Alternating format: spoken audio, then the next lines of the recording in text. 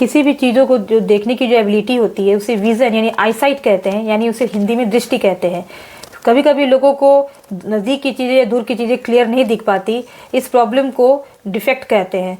So there are 3 types of defect of vision. पहली होती है near sightedness. Normal human being के लिए जो आंखों में जो इमेज जो बनती है, ऑब्जेक्ट की जो इमेज बनती है वो फोकस होती है रेटिना पर, ताकि वो क्लियरली किसी चीज़ों को देख सके नॉर्मल ह्यूमन बीइंग के लिए।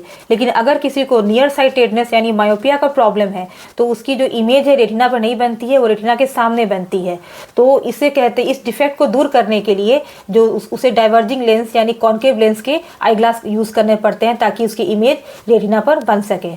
दूसरी होती है फार साइटेडनेस यानी लॉन्ग साइटेडनेस, जिसे हाइपरमेट्रोपिया कहते हैं। इसमें व्यक्ति को दूर की चीज़ें तो क्लियर दिखती है बट नज़दीक की चीज़ें नहीं देख पाती, क्योंकि जो लाइट रेज है उसकी आंखों के लेंस से होकर के उसके रेटिना पर फोकस नहीं बनती। उसकी इमेज जो है वो रेटिना पर ना होकर के रेटिना के पीछे बनती है।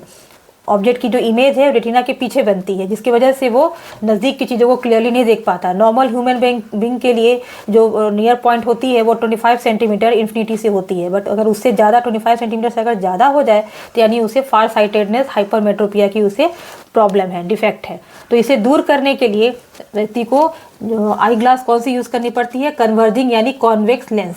इससे उसकी जो इमेज है वो रेटिना पर बनती है, वो नज़दीक की चीज़ों को क्लियरली देख पाता है। और जिससे ये दोनों ही प्रॉब्लम है, नज़दीक और दूर की चीज़ें क्लियरली नहीं देख पाती, उसे बोलते हैं प्रेस बायोपिया। उस डिफेक्ट को बोलते हैं प्रेस बायोपिया।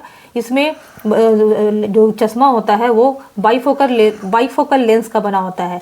ये नज़दीक की चीज़ों को पढ़ने के लिए कॉन्वेक्स लेंस और दूर की चीज़ों को देखने के लिए डिस्टेंट चीज़ों को देखने के लिए कॉन्केव लेंस को यूज़ किया जाता है।